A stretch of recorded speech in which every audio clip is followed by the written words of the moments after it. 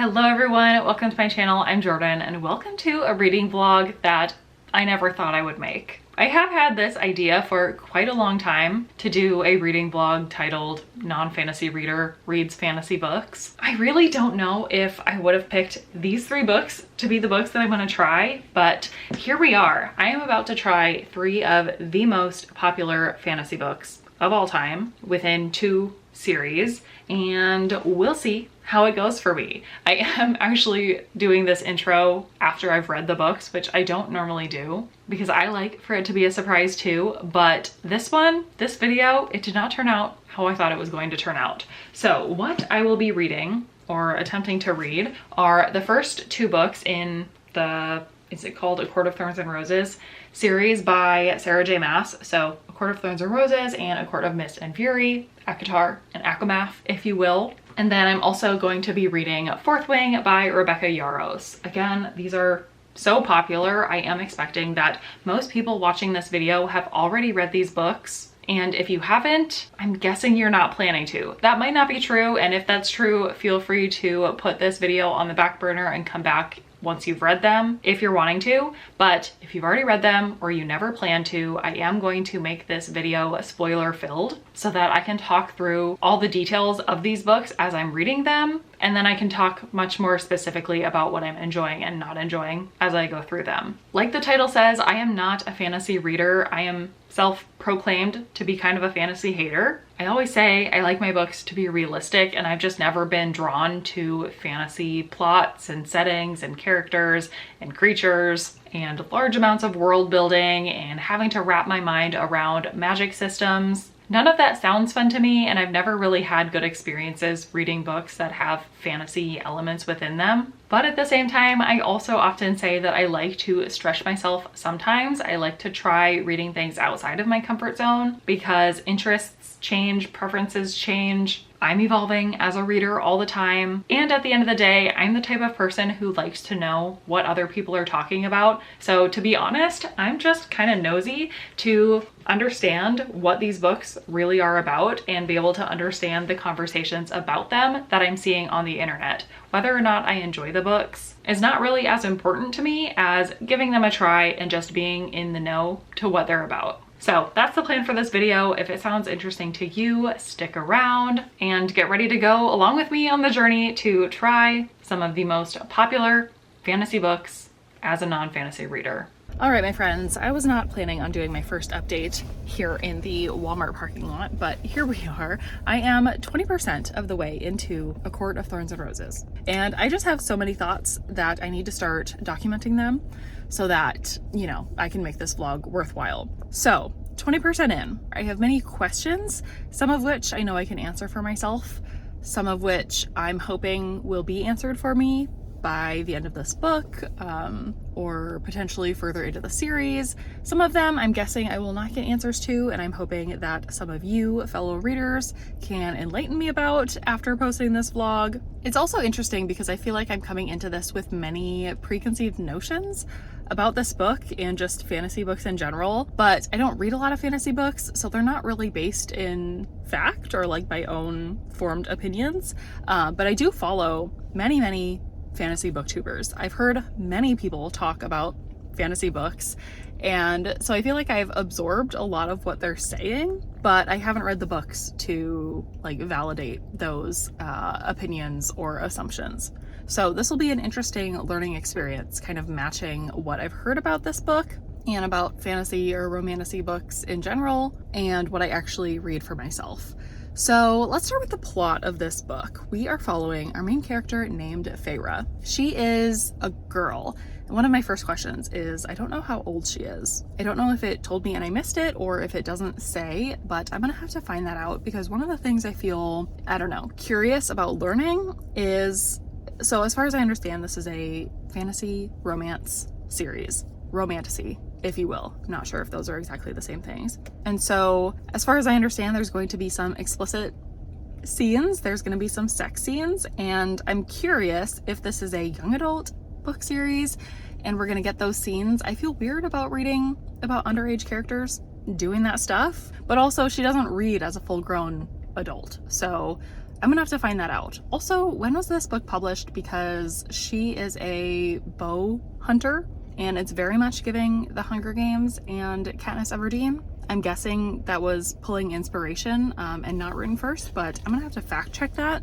Actually, let me do that right now. Okay, I have checked. Turns out this book was originally published in 2015, which is after the Hunger Games series, and Katniss Everdeen was a thing, so pulling inspiration there, which is totally fine. And our main character is 19 years old, so technically she's legal, but it does make sense that she's reading a little bit young. But anyway, back to the plot. So main character Feyre is out hunting one day for her starving family when she accidentally kills a wolf who is apparently also a fairy. And one of my big questions, and one of the things I don't know at all about, is what is fae? What are fairies? And when it's spelled with an AE, how is that different from fairies spelled with an AI? Is that just like a fantasy book little tweak to make them not just like the little twinkly fairies we think about? Or are they significantly different? Or are they the same thing? I don't know. There's a lot of things I feel like I should know about fantasy books and worlds that I don't. But also I know that this was like one of the first fantasy books a lot of people read that kind of got them into the genre, or series at least. So a lot of other people would have also been learning this, I think, upon reading this book. So we'll see if I get more answers about that.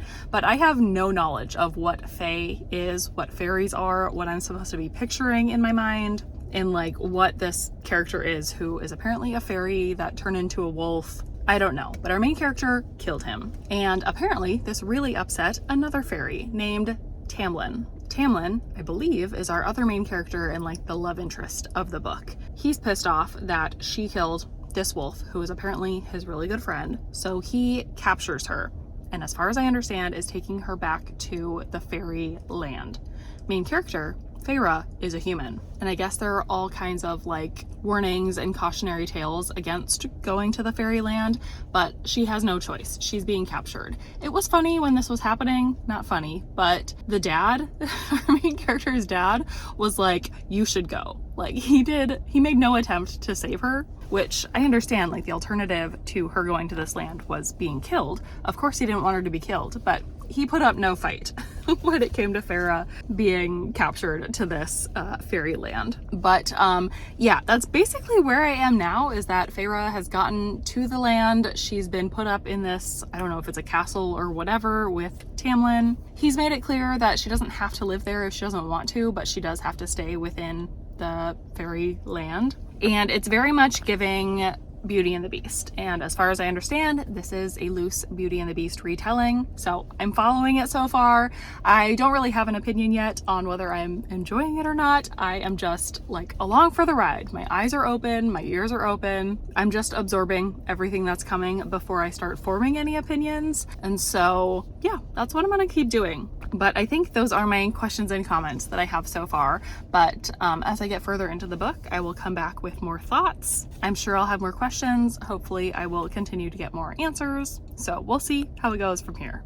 Okay, my friends, it is time for an update because I have finished A Court of Thorns and Roses.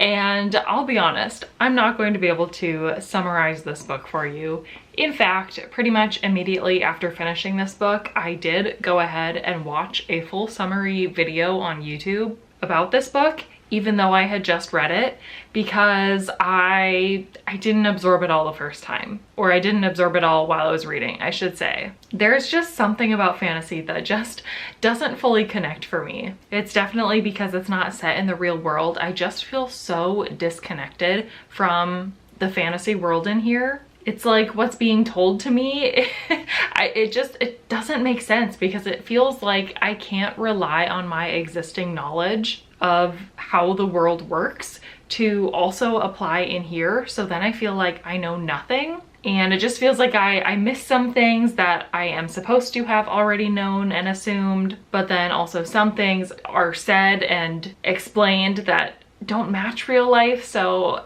it just gets confusing. And I don't know.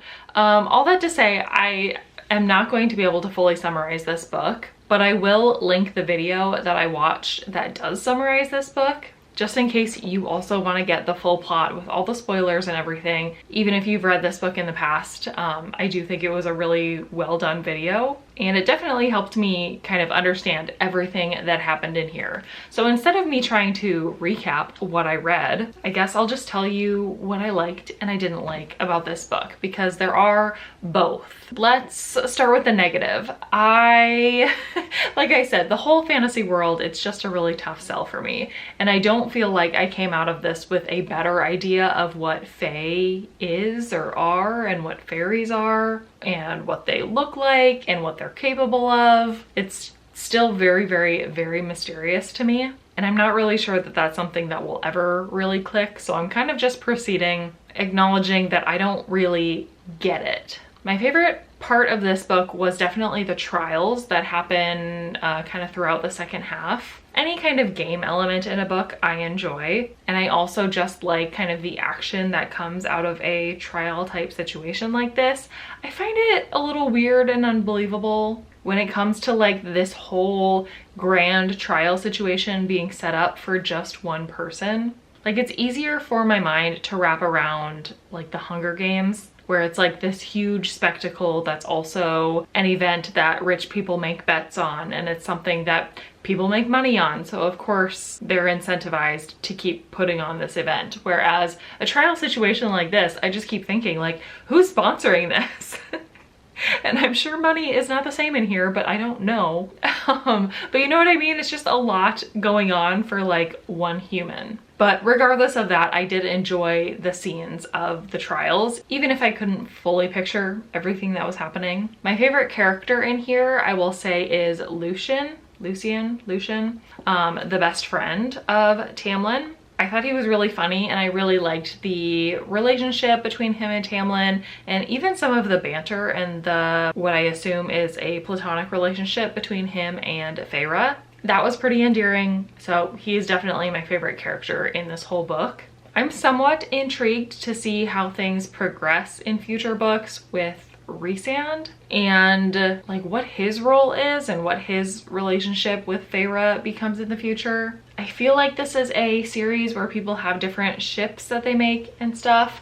I don't really ship anybody. I'm not all that invested in like the romantic relationships in here. The steamier, more romantic content in here kind of does nothing for me. And then lastly, I will say that like the final scenes of this book I did also really enjoy. There are a series of kind of reveals and twists. One being that Tamlin had a stone heart. I liked how Feyre remembered all of the scenes that led up to her realizing that fact and using it to her advantage in the trial. And then it definitely had me intrigued at the end when Feyre like was killed and then brought back and then just kind of recovering. Like, it felt like that was overcoming a lot. And so I thought it was a good ending to this first book, and definitely leaves some intrigue as to what's going to happen in the rest of the series. There is some unfinished business, but I did also appreciate that it was a pretty good conclusion to this first book. A lot of things did feel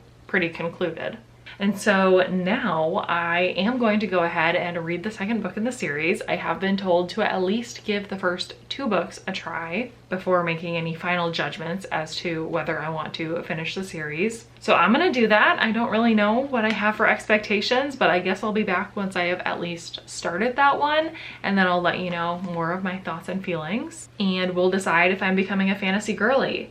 Oh, and I'm rating this book 3 stars. I don't think I said that yet. This book alone has definitely not converted me into a fantasy girly, but I also didn't hate it. I feel like I was just kind of like eyes wide open, absorbing everything that I was reading, or trying to absorb everything I was reading without judging it too harshly, because I don't have a lot to compare it to. So 3 stars feels right. So we will see where we go from here. Hello friends, I am here with an extremely unexpected update. I cannot believe I'm about to say all of the words I'm about to say. Let me first get another book. Okay, so it's been a little while since my last check-in. I believe the last time we talked, I had finished ACOTAR and I gave my full book thoughts, and I was a little bit underwhelmed.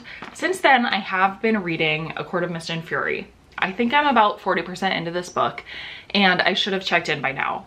But the problem is I am not enjoying this book at all. And I don't even remember enough of it to be able to recap for you what's happened. The only thing I know for sure that's happened is that Feyre has to fulfill her duties to, what's his name? Not Tamlin, the other one, Rhysand. And she's going to like be with him, what is it, a week out of every month or something like that. And so she's kind of splitting her time between Tamlin and Rhysand, and she's coming to terms with the fact that she doesn't really love Tamlin anymore, which is something that I knew was gonna happen. I did know that in this book, she shifts from Team Tamlin to Team Rhysand. At least I think I knew that, and I think I know that.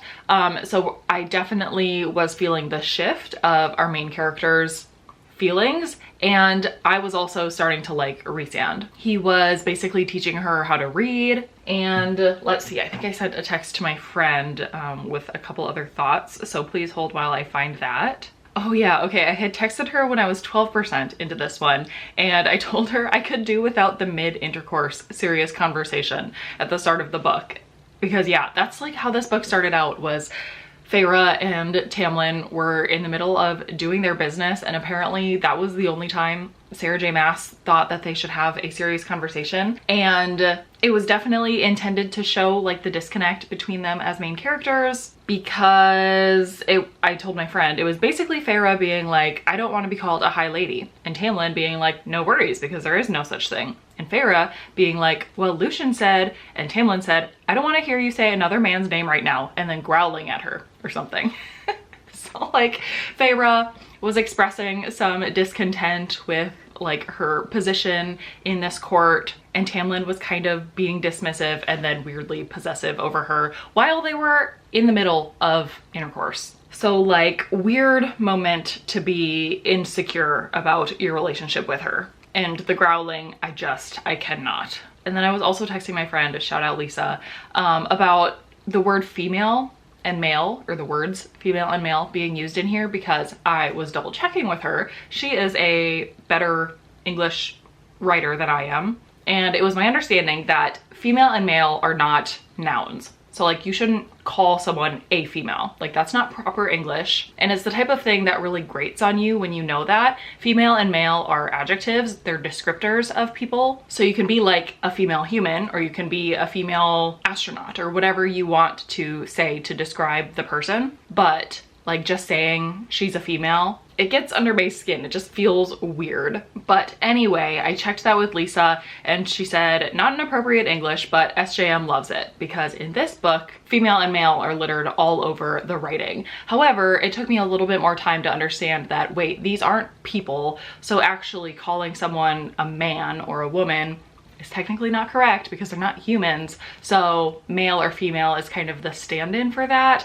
And like, instead of saying female fae every time, or male fae every time you're talking about a male or a female fae person, she just says female or male. Like I saw that male walking by. And in my head now I have to every time be like, she's just saying that so that she doesn't have to say I saw that male fae walking by. I don't know. It's a weird nitpick about this book, but it's kind of annoying. And then yeah, I said I did enjoy Feyre doing reading and writing lessons with Rhysand, but that was apparently at 12% through the book, and I've definitely made it through more than that. I think I'm at 40%, and I can't.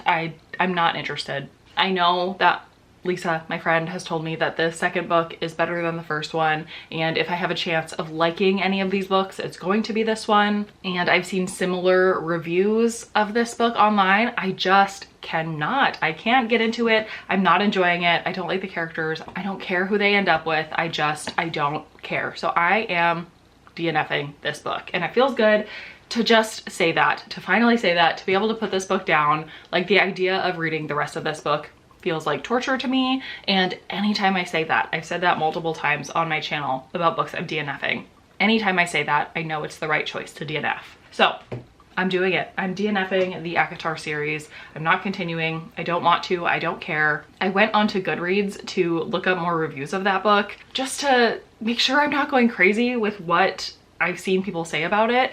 And you guys, it's wild. It's wild to me that people have said that this is the best book they've ever read. That is wild. There are definitely a few haters in the reviews of this book, and I feel a little bit seen with them, but most of them are critiquing more of like the storytelling and writing aspect of it. And I'm not a writer. I have no literary acclaim. I have no qualifications. So honestly, it's not the writing of this book that I'm not jiving with. It's the plot and the characters. I just am not connecting. And I do not understand the people whose lives were changed by this book. I just don't. Okay, that's update number 1 that I wasn't planning on spending as much time on. But I'm sorry to the ACOTAR lovers and to anyone who was holding out hope that I was somehow going to enjoy the series. It's just not for me. However, I'm about to throw an absolute wrench into everyone's expectations, especially after ACOTAR, because I've started Fourth Wing. And I was a hater of this book. I was putting it off.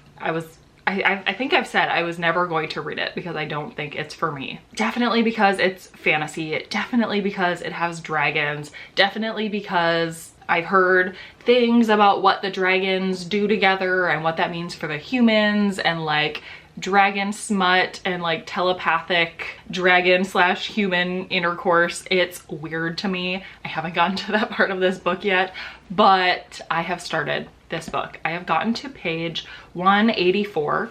I'm just about to start chapter 16. Dare I say, I'm loving this book. And when I say that nobody is more surprised than me, I mean that. And it's not because I was going into this book with a grudge or like wanting to dislike it. I don't want to dislike books that I read, but I was just so sure that I knew my reading tastes. I knew what I enjoy and what I don't enjoy. And I thought I knew that this book was not for me, but you guys, I'm so enjoying this book.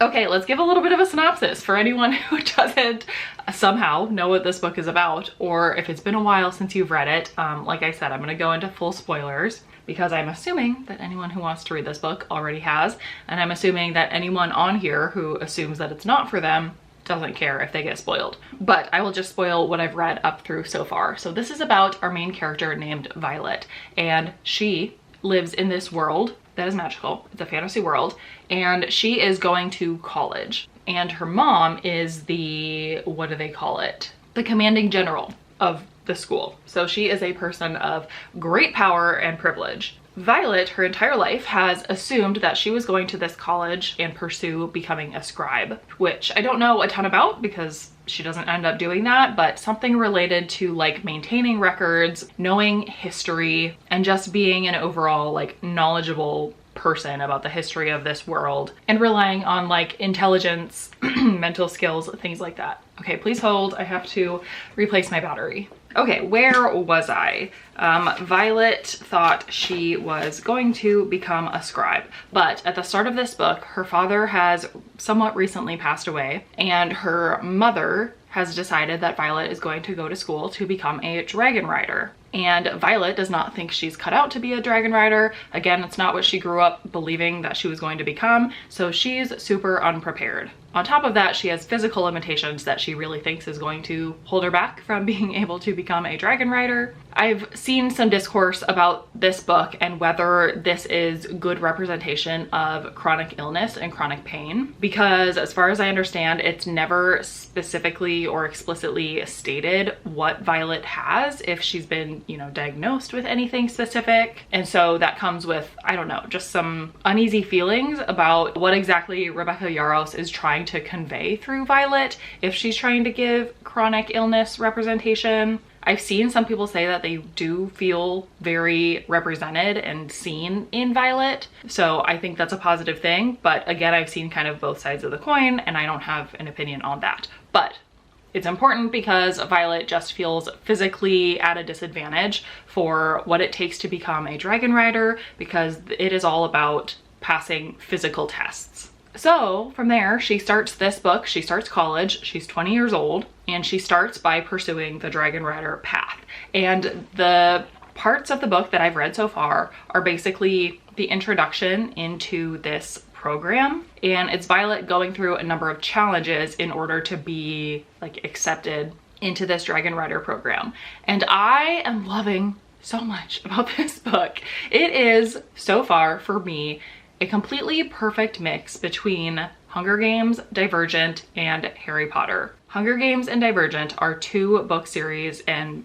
movie series that I love. I love dystopian books. I love that they have a little touch of reality, because for those, it's more of like realistic society that, because of government and people in power, has progressed into a situation that is not exactly magical, but is wildly different from our real life. But it's just realistic enough that I usually enjoy dystopian books. Harry Potter, of course, is full fantasy, and I have not read the books. I've seen the movies, and at this point I will never go back and read those books, because get that woman out of my life. But I understand the allure of that series. I understand the deep love that people have for it, and it is interesting. Like, it's interesting enough to carry a 7-book series, an 8-movie series. I get it. And I feel like this book has elements of all of those things combined into it, so I'm not surprised actually that I'm enjoying it. Let's see, I took some notes as I was reading these first several chapters, and I kept thinking like, okay, I have to get on and start my blog about this book and update my blog about this book, because I'm loving it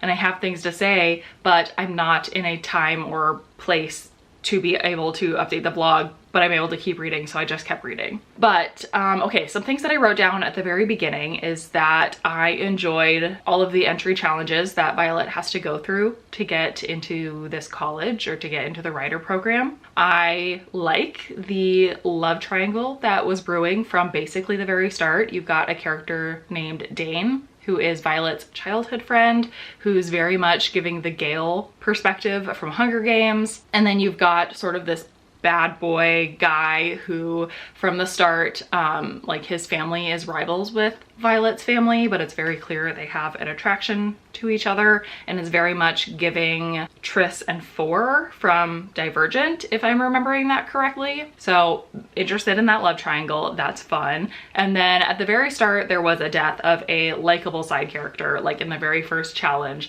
that I don't know if people were really expecting. I don't remember the name of who it was or anything, but it did spark memories that I remembered people talking about how in this book and in this series, a lot of people die along the way, and Rebecca Yarros isn't afraid to break your heart by killing off somebody that you were starting to like. I've also seen many satisfying instances already where she kills people that you're annoyed with, and that's also fun. Let's see, by chapter 9, I was enjoying how Violet was outsmarting all of her opponents, and how she was using basically the more erudite side of her brain from Divergent to get a leg up on her opponents who are using mostly their physical power to win the challenges and battles and things like that.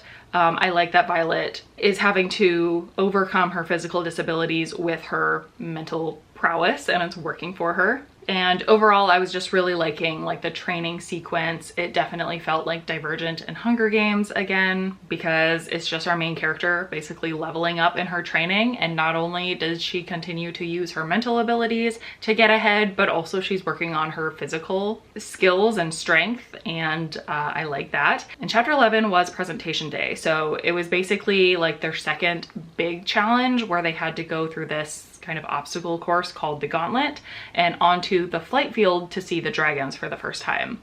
And I was reading this chapter, I was so into it. I was rooting for Violet, obviously. I was rooting for some of her friends and the other side characters that we had gotten to know. And I just really like that moment in a book. I love a competition. I love when you see a character training for something and then it was basically the big moment. Like, was it gonna happen for them or was it not? And this was only in chapter 11, page, I don't know, 100 and something. So like very early on into the book, but I could already tell it was a big moment and I was pretty hyped for it. So then into chapter 12, Violet made it through the gauntlet, as did most of her most important friends. And then came the first introduction to the dragons. And let me tell you, I was skeptical about how the dragons were going to go for me, because I would say I'm someone who does not care about dragons. I don't care about mythical creatures. I don't care about magic. It's the thing in fantasy books that I just don't like. But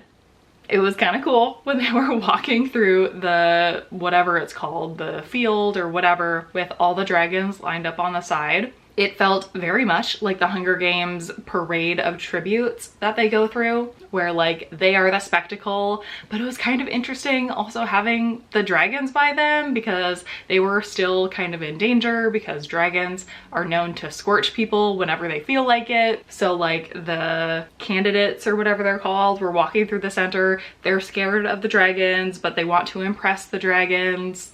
I don't know. It was kind of cool. And again, I laughed at the dragons deciding to scorch some of the people, and in this instance it was people we didn't like, so I liked that.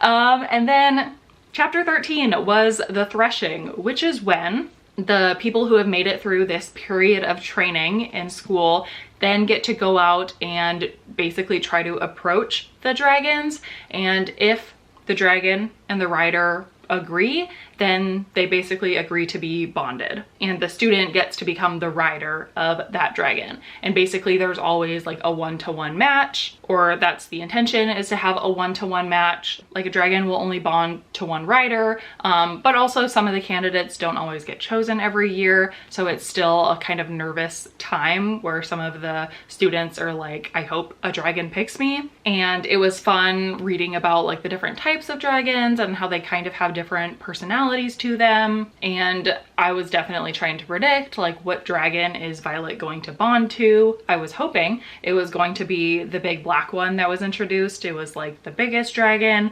of the ones available, the most scary and intimidating. But then they also introduced this golden dragon that was a feather tail, I guess. And apparently those dragons are not good for battle. They don't normally bond with riders. And this golden one was like smaller and weaker than all the other ones. So I totally saw the parallels between that dragon and Violet. So I was worried that that was the dragon that Violet was going to bond with. And then at the end of chapter 15, which is where I just left off, Violet has bonded with both dragons. She bonded with the big black one, the big scary intimidating one, the one that all the guys wanted, the one that makes her the most badass rider of all of them. But then also the golden one, which is like unprecedented, the type of dragon that nobody has bonded with before. And she's the first rider to ever bond with 2 dragons. It is giving Divergent. Can you tell how hyped up I am?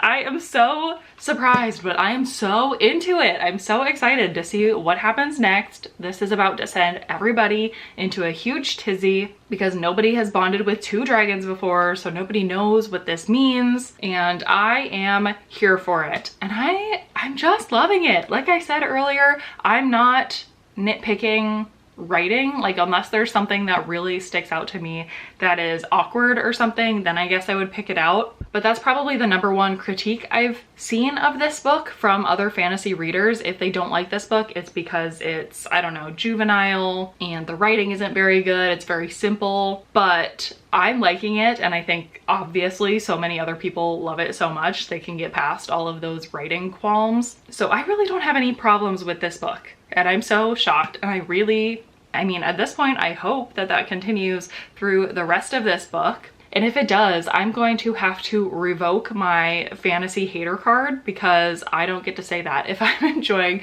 the most popular fantasy book that there has been in the last however many years. But yeah, I'm liking the action. I'm liking the characters and their relationships with each other. I'm liking Violet and I'm rooting for her. I like that she is kind of both an underdog, but also like the chosen one type of thing, because it kind of makes sense with her mom being in a position of power that she definitely does have other, you know, privileges and things. And she also has 2 older siblings who are dragon riders. So she's coming with advantages and privileges on one side, but she still has these physical disabilities that are real and make her more of an underdog when it comes to this type of training. And I'm liking that mix. And I can't believe I'm liking the dragons. I'm actually somewhat emotionally invested in these dragons and how they're bonded with their riders and what that's going to mean going forward and like affect the relationships not only of the students together but also the students and their dragons together. I don't know,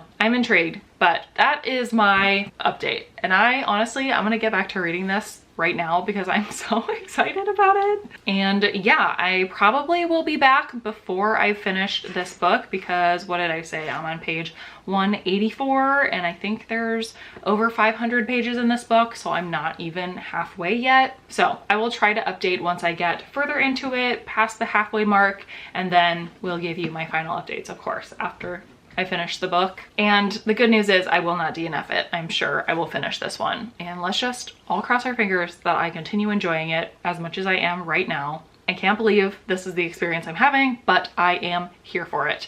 Okay, I'll be back when I have my next reading update.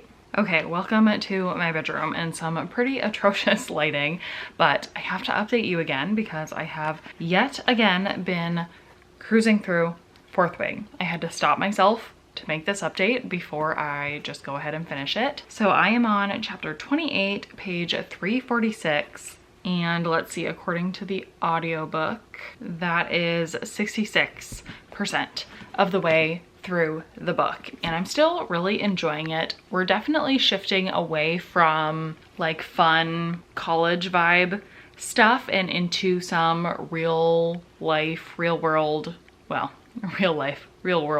like political things.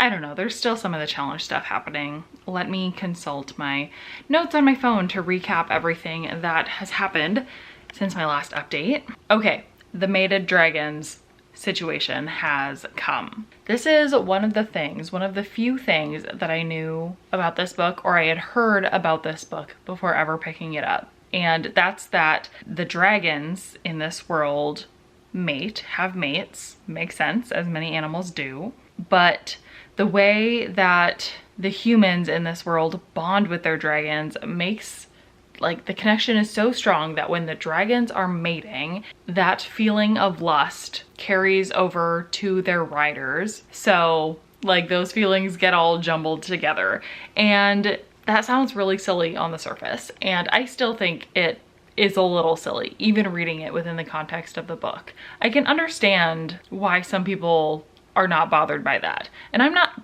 bothered by it. I just find it a little strange.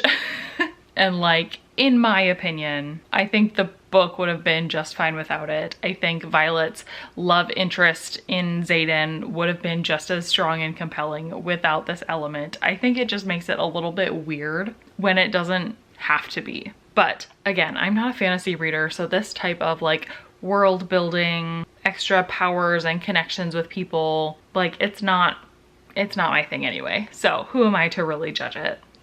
We also had gotten to the point pretty soon after I left off where Dane, Violet's childhood friend, admitted that he wouldn't save her at the expense of breaking the rules, or he wouldn't break the rules to save Violet's life. And she takes that very hard. That's kind of the nail in the coffin that makes it very clear that Violet is not going to end up with Dane, because Xaden would sacrifice pretty much anything and will take risks for her and will break the rules for her. Dane won't, and she's on team Xaden.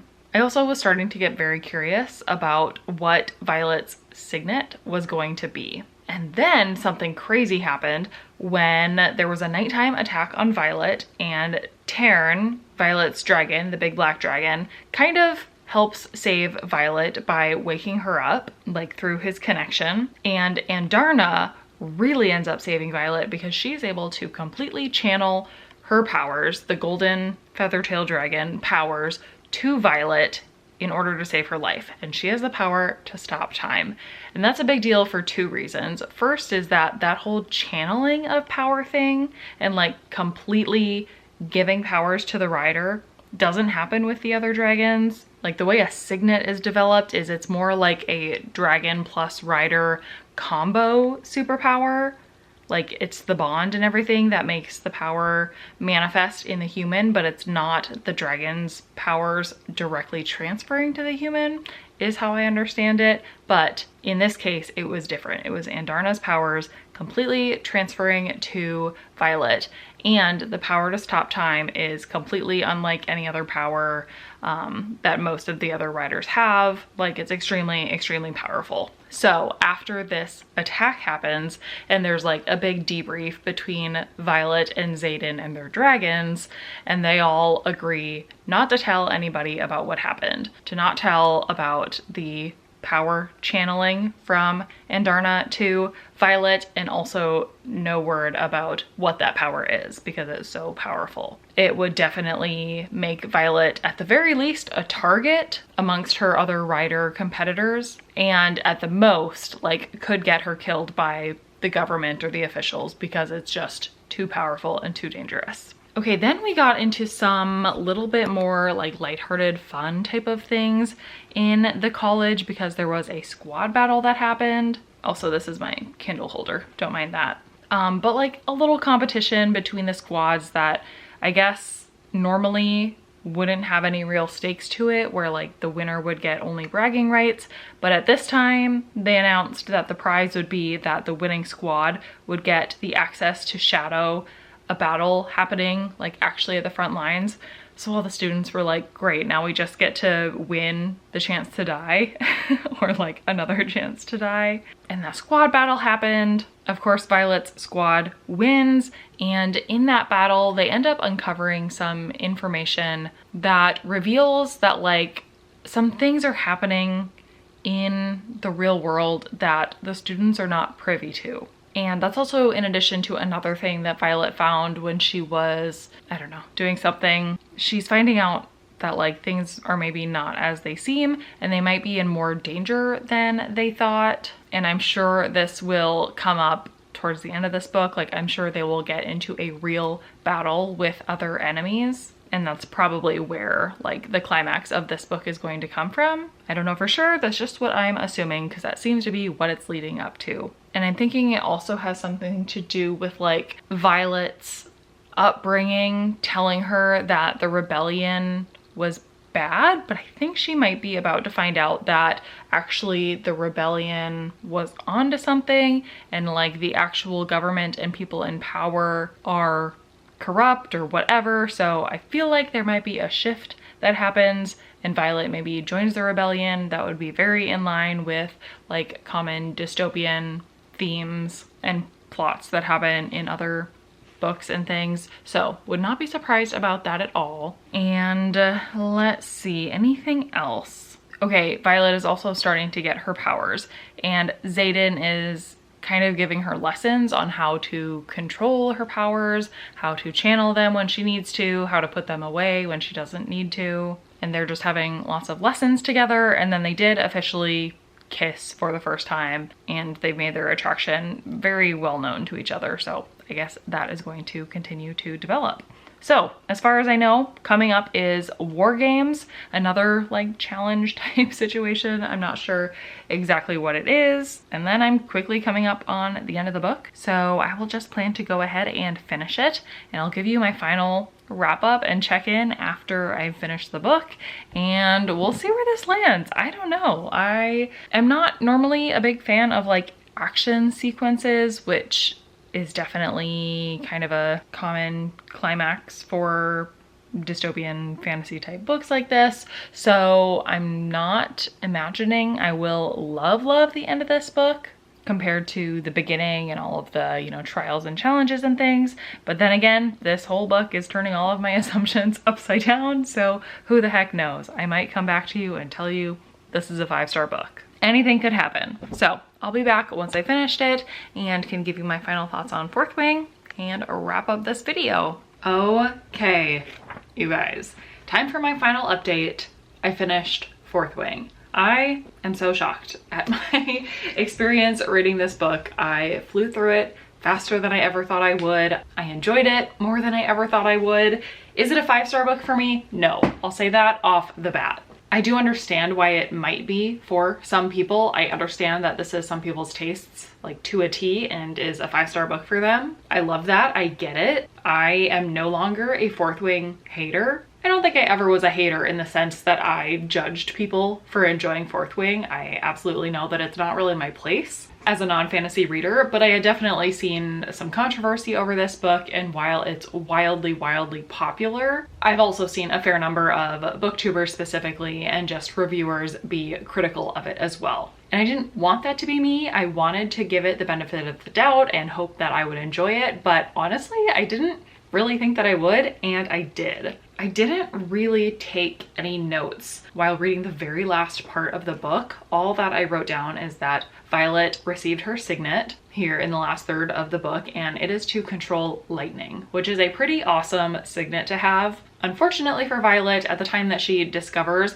that this is her signet, she kind of accidentally uses it to kill one of the other students and a guy named Jack who was just being an absolute dickhead to her the entire book. So it was the type of situation that was really satisfying for us readers, but really tormented Violet because she, up until that point, hadn't killed anybody. And it kind of sent her into a spiral, like, what are all of my morals and values for if I'm just ultimately going to kill people? Like, was it worth trying to be a good person earlier if ultimately that's who I've become? And then, let's see, Violet and Xaden got together multiple times. The last, like, third of this book is definitely the spiciest part of the book. Violet, while they're getting it on, literally destroys her entire room with her lightning powers because she doesn't really know how to completely control them yet or control them at all. So she ends up accidentally like burning her curtains and destroying her walls and blowing out a window. Kind of strange, but